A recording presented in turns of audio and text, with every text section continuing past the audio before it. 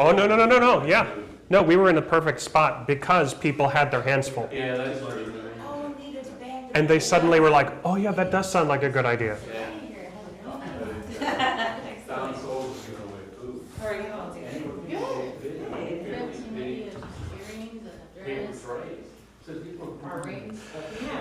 All right, we're live, so let's get started. Genesis, Adult Bible Study. Here we go.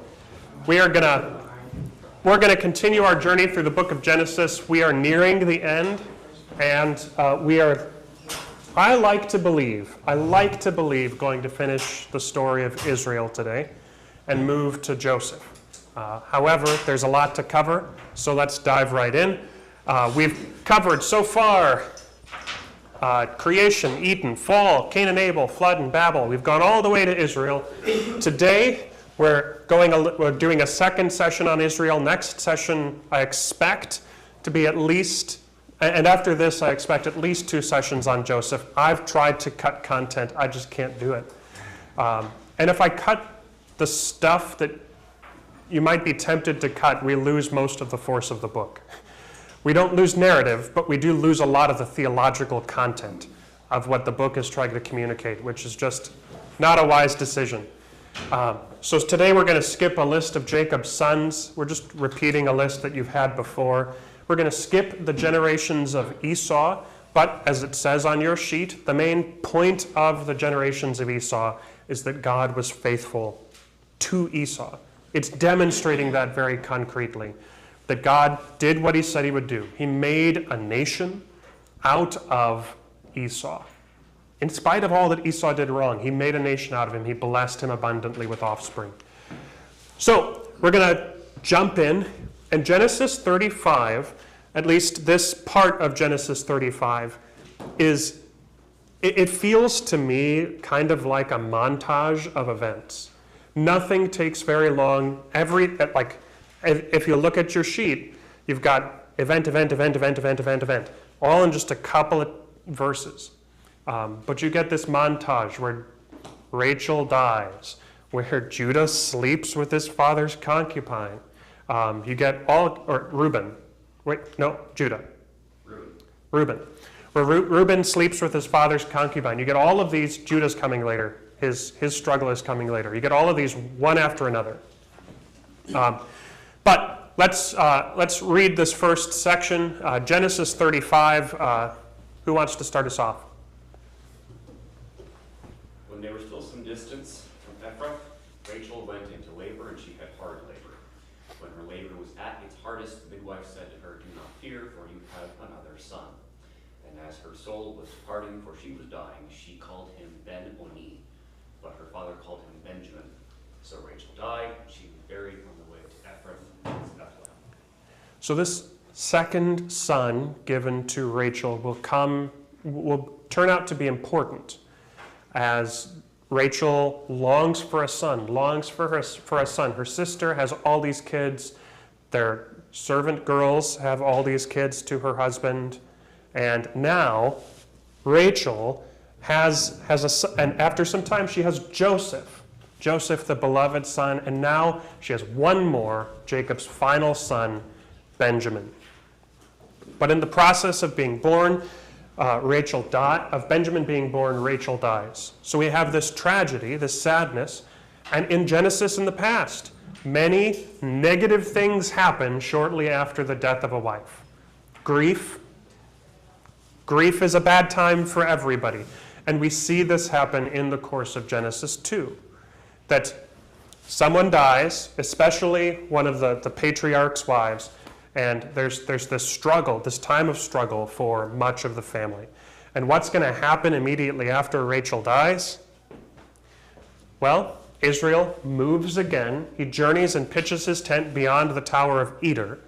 And while Israel lived in that land, Reuben went and lay with Bilhah, his father's concubine, and Israel heard of it.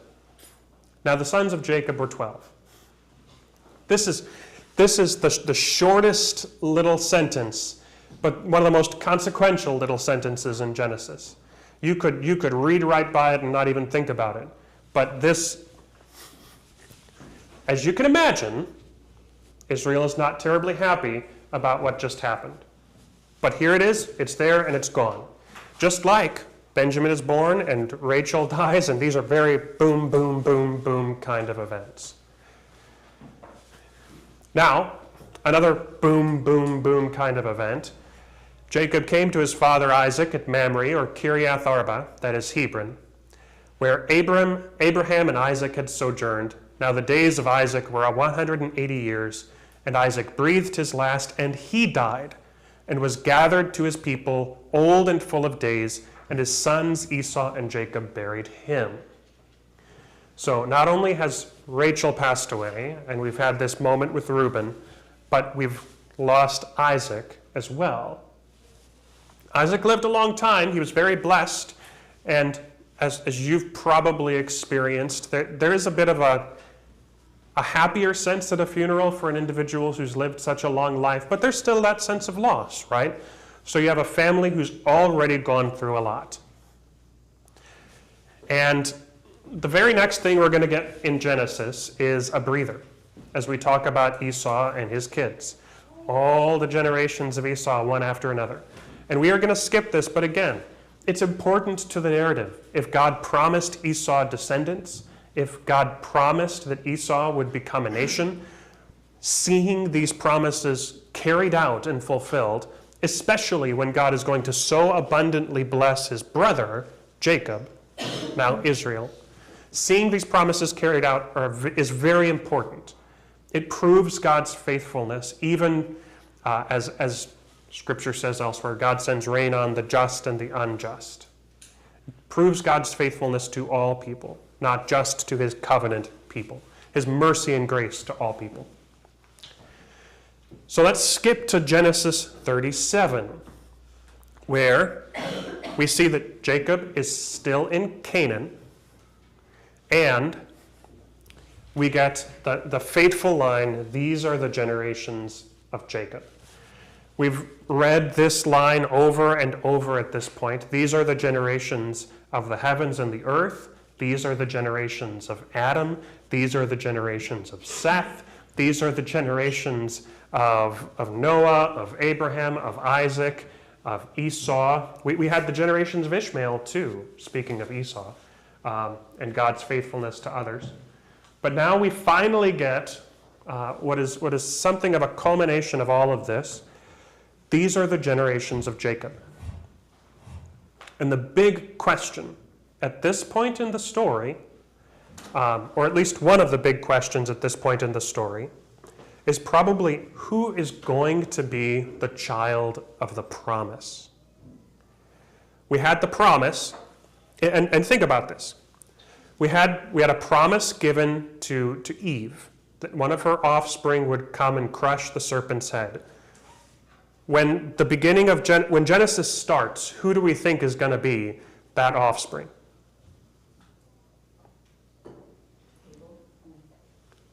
Well, it would be the firstborn, Cain. Cain should be the one to crush the serpent's head. Was Cain the one to crush the serpent's head? No. Was Abel? Not Abel either. No, it was Seth. Well, Seth became the child of the promise, not necessarily the one to crush the serpent's head. We continue the book, and with Noah's sons, was it who we expected with Noah's sons? Again, I'll tell you the answer here. You might not know. No. Neither the oldest nor the youngest this time. So we're not establishing any kind of pattern based on birth order, but this time the middle child is the child of the promise. So Cain wasn't the child of the promise, Abel not. So surely the youngest, but no, Noah bucks the pattern that we might give to birth order. Was it who we expected with Abraham? No one expected Isaac. I mean, we had this promise from God, right? But no one expected Isaac. That's why we have Ishmael. Sarai seems to give up here. We need to fulfill this promise. Abraham starts off the book thinking it's going to be Eliezer of Damascus who inherits his house. And Isaac comes along late when Abraham and Sarah are both very old. And then with With the story of Isaac, we have this same question. Who's going to receive the promise? Is it the younger son? Is it the younger son or the older son? And God told us it was going to be Jacob, right? But Isaac wanted it to be Esau. So again and again and again, it's not the strong and mighty. It's not the firstborn. It's not the youngest. There's no rhyme or reason. It's God's choice. And almost the only consistent part of this is it's not the person we expected. It's Jacob. And now we've got this promise lingering. Who's going to be the child of the promise? When Jacob has kids, there's 12 options, right? There's 12 boys to choose from. These are the generations of Jacob. Joseph, is it Joseph? Joseph, being 17 years old, was pasturing the flock with his brothers. He was a boy with the sons of Bilhah and Zilpah, his father's wives, and Joseph brought a bad report of them to their father. Logistically, you might not think through this as you read through Genesis, but logistically, you have 12 sons. Some are going to be old when some are young, right? So Joseph is about the same age, probably around there, as Bilhah and Zilpah's sons, also his father's wives. And we start off very well. The generations of Jacob, Joseph is here, and he's bringing a bad report of his brothers to his father.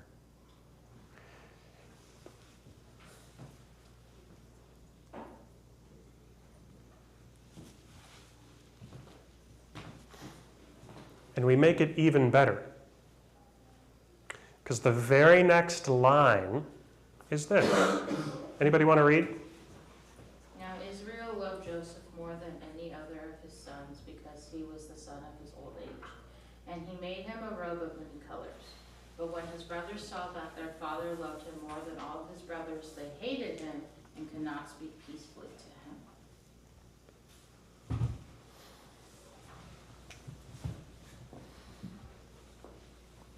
Are we strangers to favoritism in the book of Genesis? No. Who's been the favorite in the past?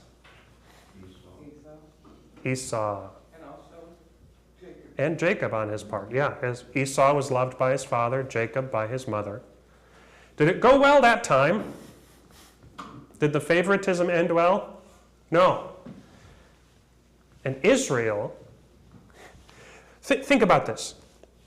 You are less loved than your brother by your father. And you grow up and have 12 kids of your own, and your sons you have a clear favorite for. This is an odd situation, isn't it? Like, you would think, I'm not going to do what my dad did to me. But that's just not the way. Israel loved Joseph more than any of his other sons, and he didn't just love Joseph more, he showed it. Right? Because it would be one thing if, like, I can't help but love him more. I loved Rachel so much, and she gave me this beautiful, brilliant boy. It would be one thing if he just, deep down in his heart of hearts, and he hid it. But no, he showed it by his actions. He gives this robe of many colors to this son. And as if Joseph hadn't made it difficult enough for himself by giving poor reports of his other brothers, this favoritism led the brothers to hate him. And they can't speak peacefully to him. And you can go a step further in a sense and note that Joseph works with these brothers who hate him.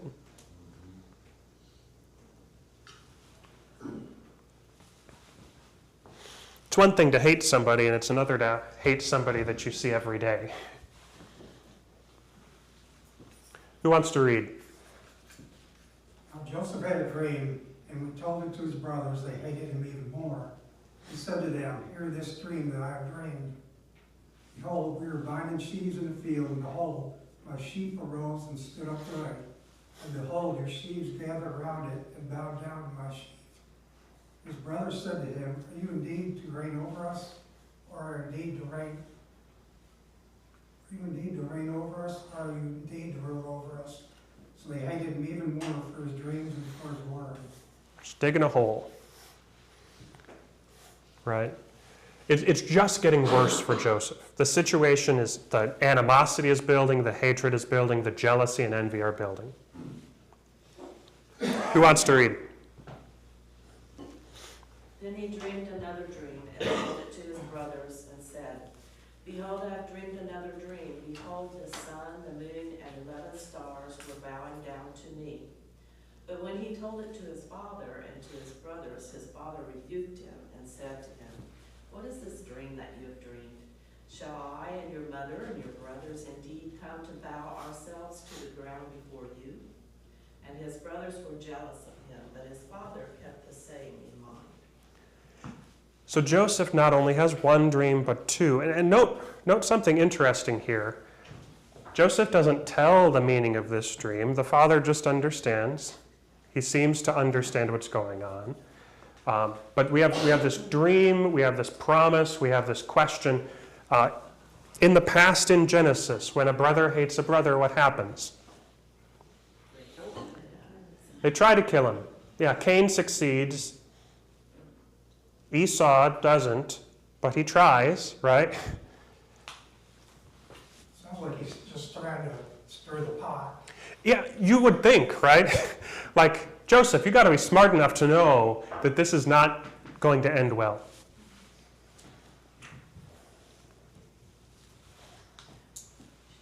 Who wants to read? Now his brothers went to pasture their father's flock near Shechem. And Israel said to Joseph, Are not your brothers pasturing the flock at Shechem? Come, I will send you to them. And he said to them, Here I am. So he said to him, Go now, see if it is well with your brothers and with the flock, and bring me word. So he sent him from the valley of Hebron, and he came to Shechem. All right, here I am, just brief aside, here I am is all over the Old Testament, and it kind of seems to mean like, yes, sir, I'm off, I'm going to do it. I'm volunteering for this. But that is the sense of the here I am that Joseph is giving here. I'm heading that way.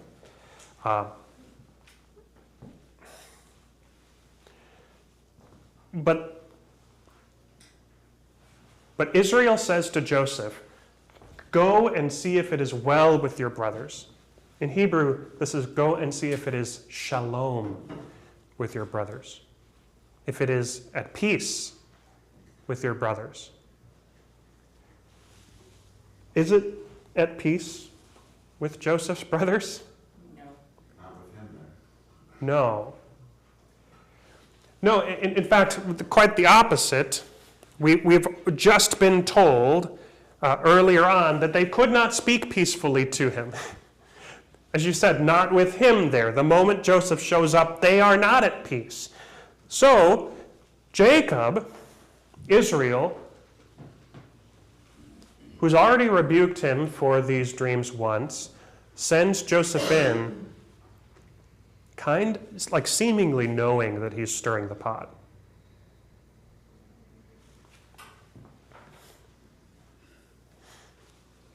And so Joseph goes. And a man found him wandering in the fields, and the man asked him, What are you seeking? Joseph says, I am seeking my brothers. Tell me, please, where they are pasturing the flock. And the man said, They have gone away, for I heard them say, Let us go to Dothan. So Joseph went after his brothers and found them at Dothan. It's an odd moment in the context of Genesis, but narratively speaking, Shechem is not that far away. Dothan is even farther. What's the point? We are getting farther and farther from home. The brothers wouldn't dare to do anything suspicious close to home, but they hate their brother. They're tired of him. And we're awfully far away from home now. We're an awfully far way away. Can do anything out in the wilderness. The brothers saw him from afar. Maybe it was the coat. Before he came near to them, they conspired against him to kill him. They said to one another, "Here comes this dreamer. Come now, let us kill him and throw him into one of the pits. Then we will say that a fierce animal has devoured him, and we will see what will become of his dreams." It's not a good start to the Joseph story, but it's certainly not the first example of animosity between brothers. Cain and Abel, Ishmael and Isaac, Esau and Jacob. This thematic through line is all the more poignant when you remember what God told to Cain. Why are you angry? Why has your face fallen? If you do well, will you not be accepted? And if you do not do well, sin is crouching at the door. Its desire is contrary to you, but you must rule over it. God presents Cain's sin as a fierce animal that wants to devour him, right? It's crouching at your door. He tells Cain that he must exercise dominion over this temptation, this sin. Now the brothers say what? We will say that a fierce animal has devoured him, not realizing the irony that the animal is about to devour them, that sin is about to devour them. But the brothers are not united in their plot. There's 12 of them. They probably all work together at this moment. In fact, as we keep reading, we'll find that they weren't really all together at this moment, that the brothers are coming in and out of the story, kind of in the background. We're not told when and where and who. But when Reuben heard of it, he rescued Joseph out of their hands, saying, "Let us not take his life." What do we know about Reuben so far? He slept with his father's concubine. That's most of what we know. Well, he's also the oldest. Mm-hmm. Yeah, Reuben steps in a somewhat heroic fashion here. Reuben says, "Sorry, what?" I was going to say, the tradition with Reuben is that the reason that he is just now hearing of it is that after the incident with Bilhah, that he just spent basically all his free time and then some in constant repentance, and so he was not with them during this point, which is part of the reason that he's not there, part of the reason that he's coming back, part of the reason that he's the one who is trying to temper the plan a little bit, because he realizes how badly he screwed up previously, and he's trying to make amends for that. Mm. Yeah, it's one of those tantalizing details that's kind of sparse on explanation in Genesis, where you're left to wonder what's going through Reuben's head. Why wasn't he there for the beginnings of this plan? Why is he alone the one of all the brothers? Is it because he's the oldest and the most removed from Jacob? Why is he the one who sleeps with his father's concubine? All of these questions can swirl in your head. But whatever the case, Reuben steps in. Shed no blood, throw him into this pit instead, in the wilderness. But do not lay a hand on him, that he might rescue him out of their hand to restore him to his father. So when Joseph came to his brothers, they stripped him of his robe, the robe of many colors that he wore, and they took him and threw him into a pit. The pit was empty. There was no water in it. And then they sat down to eat. Man, talk about individual lines of a story speaking volumes. We've just plotted the death of our brother, half carried it out, and now we're going to have a picnic. The funny thing is the pit is a common euphemism for death in the Old Testament, going down to the pit. And note, Reuben is not advertising his desire to save Joseph. What does Reuben say? He just says, shed no blood, throw him in the pit. What's implied here seems to be that Reuben is trying to pull a fast one on his brothers. He wants to rescue him out of their hand. What Reuben seems to be suggesting is let's just leave him in the pit to die. And Reuben's going to come back later to get him out of the pit and save Joseph's life. Maybe he is trying to, in a repentant fashion, get in with his father's good graces. Hey, look who I saved, your favorite son.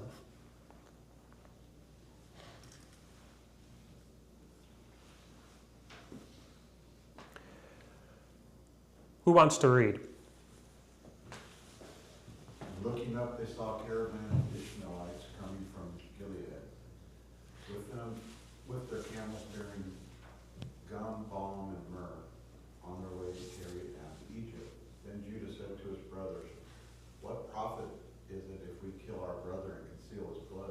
Come, let us sell him to the Ishmaelites, and let our hand and not our hand be upon him, for he is our brother, our own flesh." And his brothers listened to him. The fact that Reuben didn't reveal his plot means that Judah now steps in to suggest an alternative. Everybody in the room is thinking, we're going to leave him here to die. And now Judah comes in and says, I've got a better idea. Let's make some money on it. Judah is proposing a less evil plan. Right? Let's not kill the boy. Let's sell him into slavery instead. But we should be clear that in Israel, this was still a grave evil. If you read Exodus 21:16, or Deuteronomy 24, verse 7, you see that selling your brother into slavery was a capital offense, is a big deal. Whoever steals a man and sells him, and anyone found in possession of him shall be put to death. If a man is found stealing one of his brothers of the people of Israel, and if he treats him as a slave or sells him, then that thief shall die. So you shall purge the evil from your midst. So Judah's plan might be less evil, but it's still in Israel gravely evil for generations to come.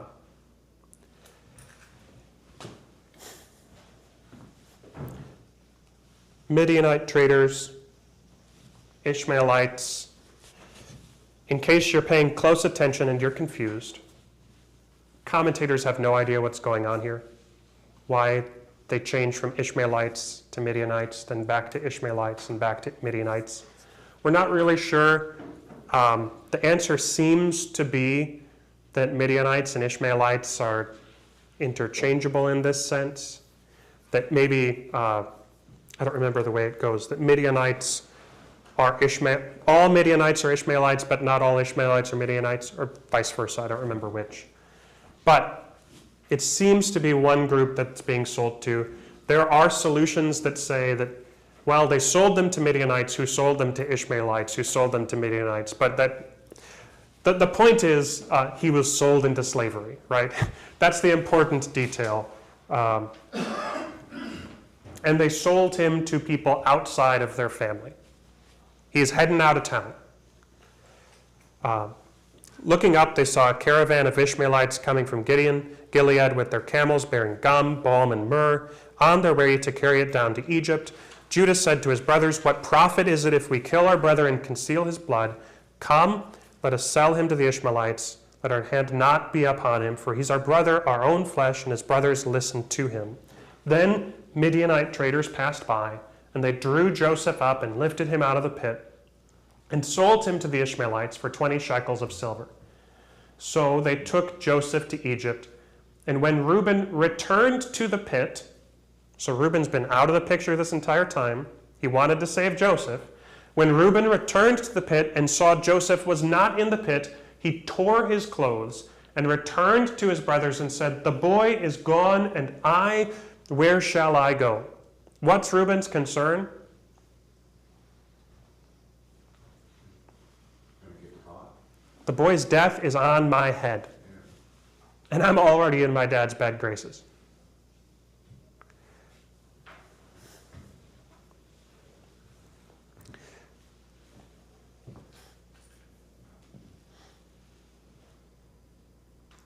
Then they took Joseph's robe and slaughtered a goat and dipped the robe in blood. And they sent the robe of many colors and brought it to their father and said, "This we have found. Please identify whether it is your son's robe or not." And he did.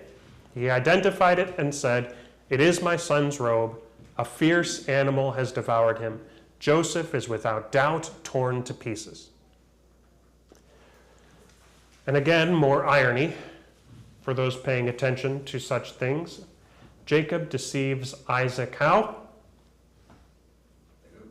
With his brother's clothes and a goat. And now Jacob's sons deceive him with their brother's clothes and a goat. Like father, like son.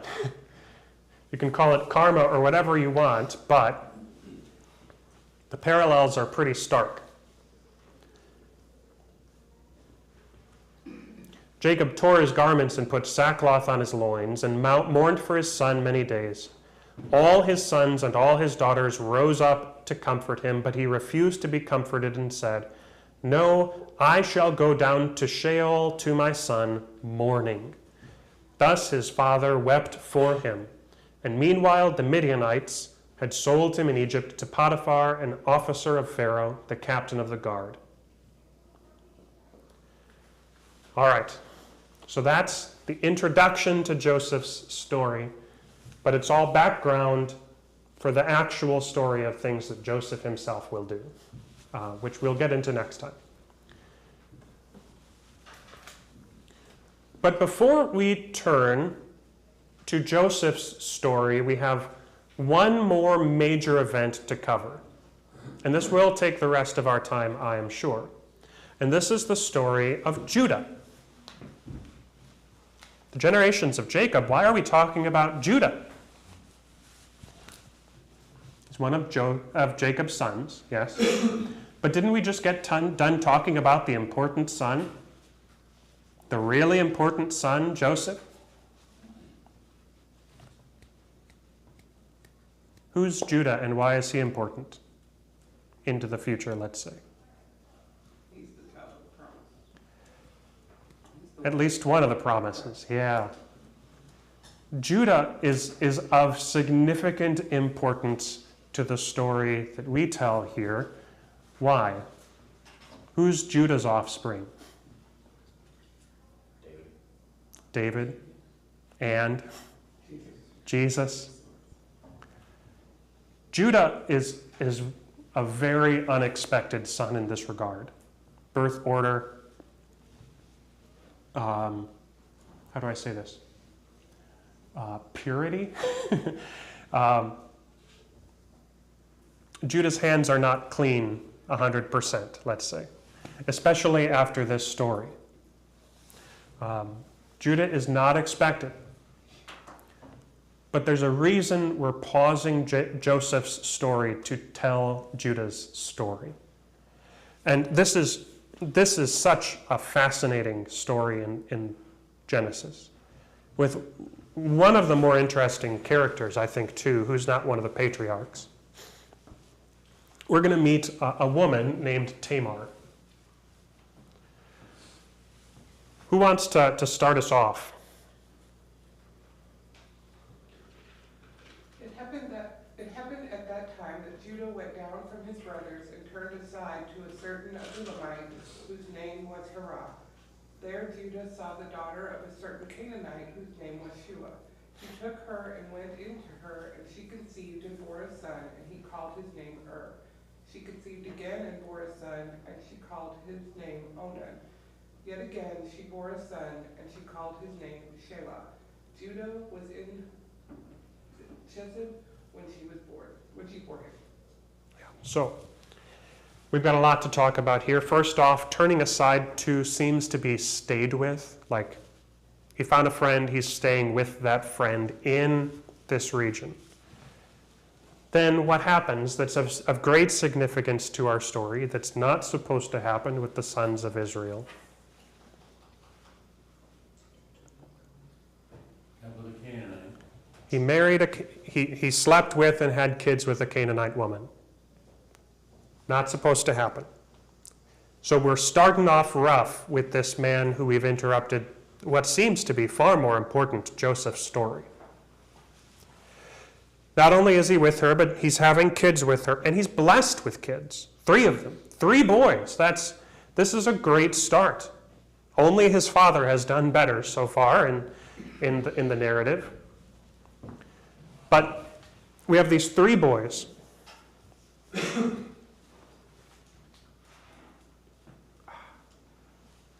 And we're far from home,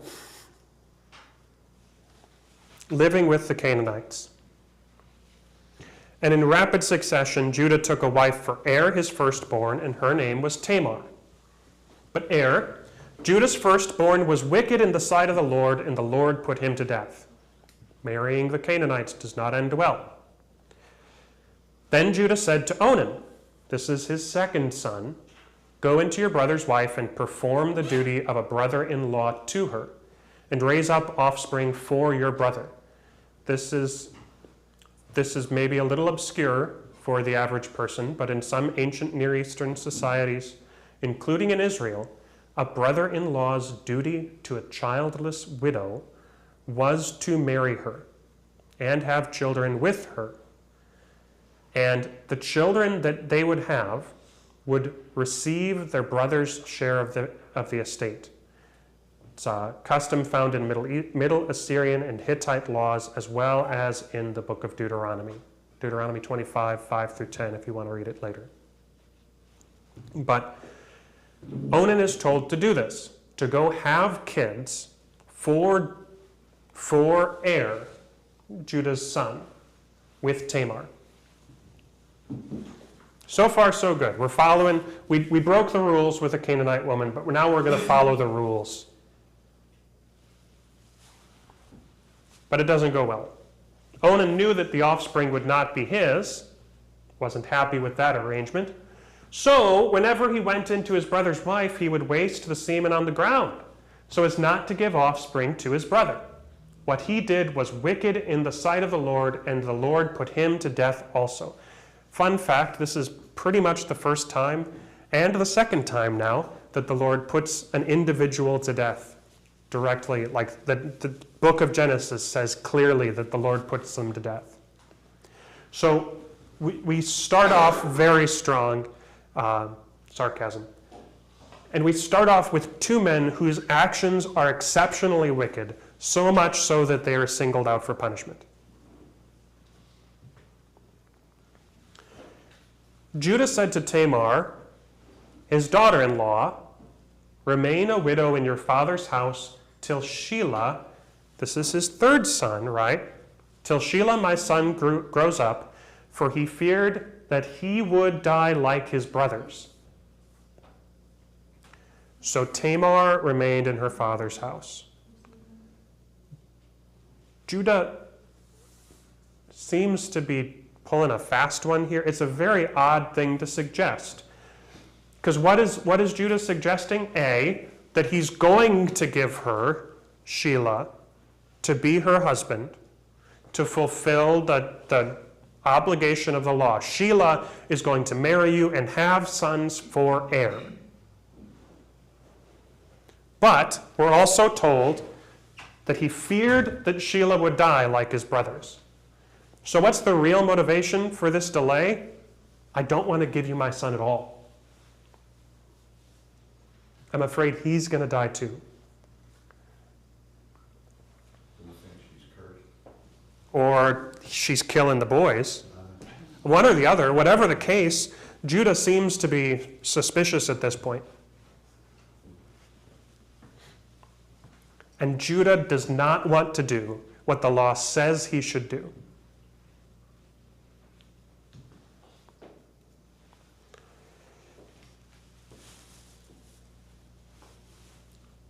So we turn to a new stage in the story. For Judah, his wife dies.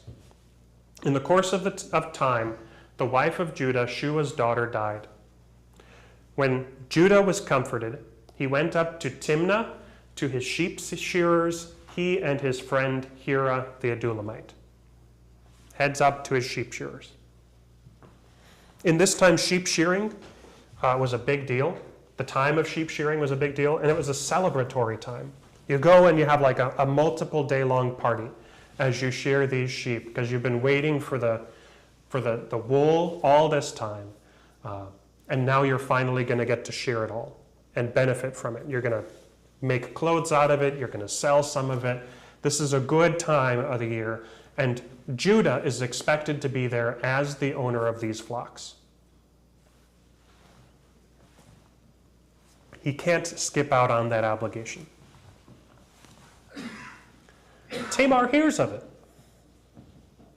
When Tamar was told, your father-in-law is going up to Timnah to shear his sheep, she took off her widow's garments and covered herself with a veil, wrapping herself up, and sat at the entrance to Enaim, which is on the road to Timnah, for she saw that Shelah was grown up, and she had not been given to him in marriage. So Judah says, give me some time for the boy to grow up, implying he will give Shelah to Tamar, and then it doesn't happen. And now, when Judah is not holding up his end of the bargain, Tamar seems to be ready to take matters into her own hands. Right?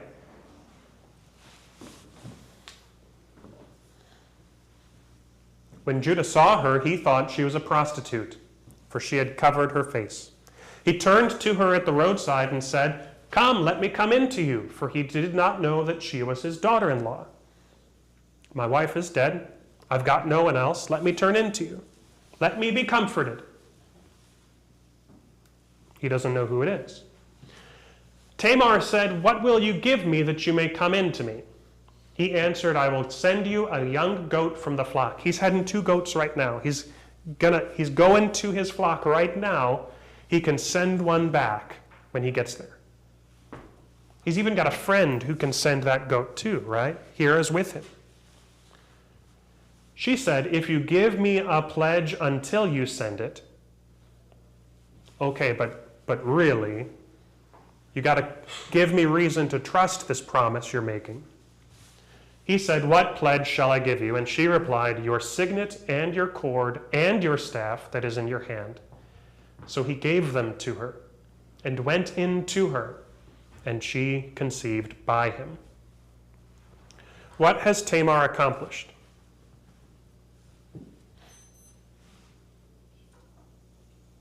She's got a son. She's got the son for her husband. That will inherit everything. Judah was going to torpedo the promise of God by not fulfilling his promise. He was going to shoot down the hopes of the nations. And Tamar, whatever her motivations here, make sure that doesn't happen. Whatever her thought process, we're not like led into her head. But her plan succeeds.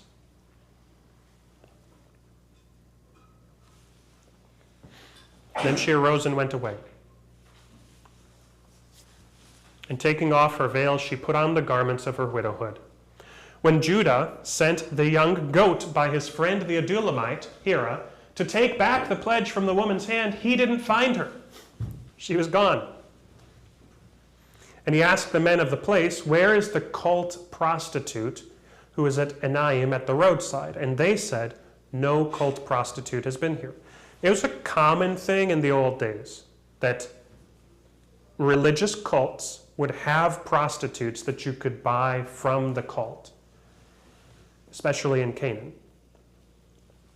That's what Judah thought he had found at the roadside, a cult prostitute. And so that's what they're talking about. Where is the cult prostitute? Everybody knows the cult prostitute. We see her when we pass by, right? Nobody knows this one. With good reason, right? So Hira turned to Judah and said, I have not found her. That's painful. Where's his signet ring? Where's his staff? Where's his cords? And the men of the place said, no cult prostitute has been here. And Judah replied, let her keep the things as her own, or we shall be laughed at. You see, I sent this young goat, and you did not find her. About 3 months later, Judah was told, Tamar, your daughter-in-law, has been immoral. Moreover, she is pregnant by immorality. How do you know she's been immoral? Well, it's getting obvious. And Judah said, bring her out and let her be burned. This is an interesting point. Judah still has a claim on Tamar for his son Shelah, even if he's being a lousy father-in-law and not fulfilling this claim. He has a legal claim of sorts. But Judah's choice of death by burning is a very interesting one. It was a particularly harsh punishment and seen as a particularly harsh punishment in the ancient world. Burning in the Old Testament is reserved for the sexual impropriety of a priest's daughter, since defiling the priestly office was seen as particularly disgraceful. Most other offenses are, if they're capital offenses, stoning.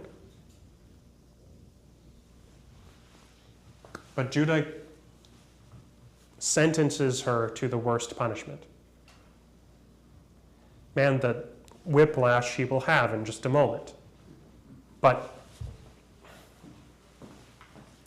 as she was being brought out, she sent word to her father-in-law, by the man to whom these belong, I am pregnant. And she said, please identify whose these are, the signet and the cord and the staff. Then Judah identified them and said, she is more righteous than I, since I did not give her to my son Shelah. And he did not know her again.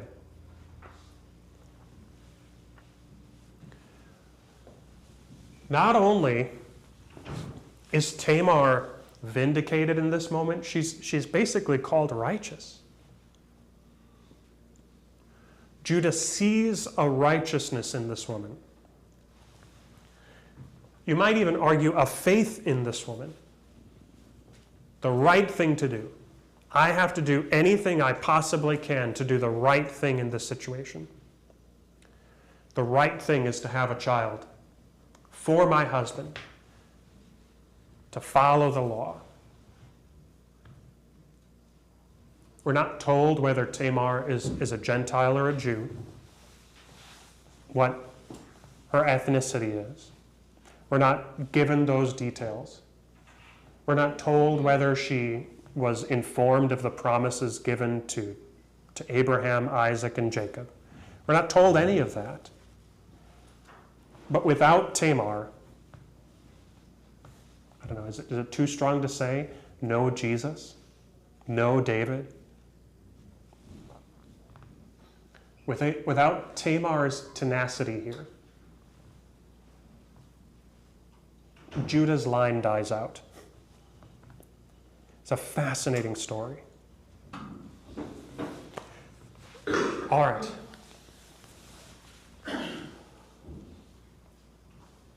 When the time of her labor came, there were twins in her womb. And when she was in labor, one put out a hand, and the midwife took it and tied a scarlet thread around it, saying, "This one came out first." But as he drew back his hand, behold, his brother came out instead. And she said, "What a breach you have made for yourself." Therefore his name was called Perez. And afterward his brother came out with the scarlet thread on his hand, and his name was Zerah.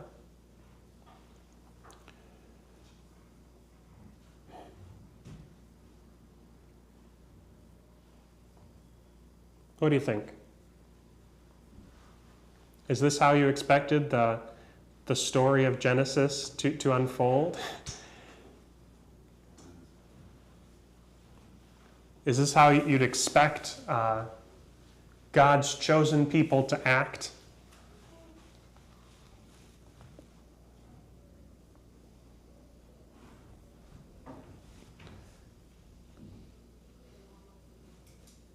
And it just ends, it just stops there, and moves on to Joseph. We're right into Joseph's story after this. We don't get a whole lot more. Yeah. Yeah, Tamar's story is over. Judah's story is mostly over. We're heading off to talk more about Joseph, the guy who seems most important. Tamar is one of only 5 women in Jesus' family tree, alongside Rahab, Ruth, Bathsheba, and Mary. Each of these women is either a Gentile or has some other scandal tied up in their history, excepting Mary.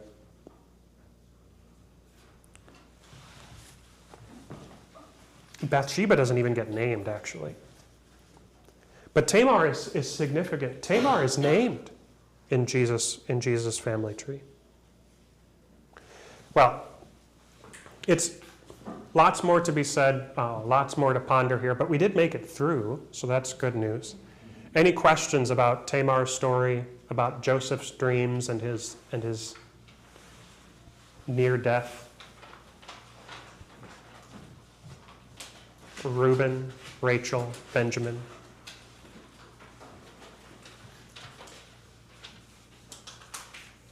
All right, not seeing any, let's close with prayer.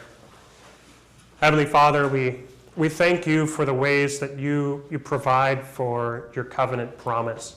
And you continue to intervene to put the people in place, to put the circumstances in place to carry out your will in the world. We ask that you would work through our lives mightily, whether with us or against us as is necessary. For our fervent prayer is that your will would be done. Bless us to learn from Tamar's tenacity and to learn humility in the story of Joseph. And as we continue to follow this line of the promise coming through Abraham, Isaac, Jacob, and Judah, help us always to keep our eyes fixed upon Jesus, the founder and perfecter of our faith, whose story is messy, much like these stories, but not for his own failures, but for ours. Help us as we fix our eyes upon Jesus to receive the promises that he has to offer for all of our individual sins, big and small, the ways that we've worked against your will and in spite of you. For just as it was true for Abraham, Isaac, and Jacob, righteousness comes through faith in his promise. So fix our eyes on Jesus and unite us with the church on earth and in heaven, that we might in all things give the glory to you. These things we pray in Jesus' blessed name. Amen.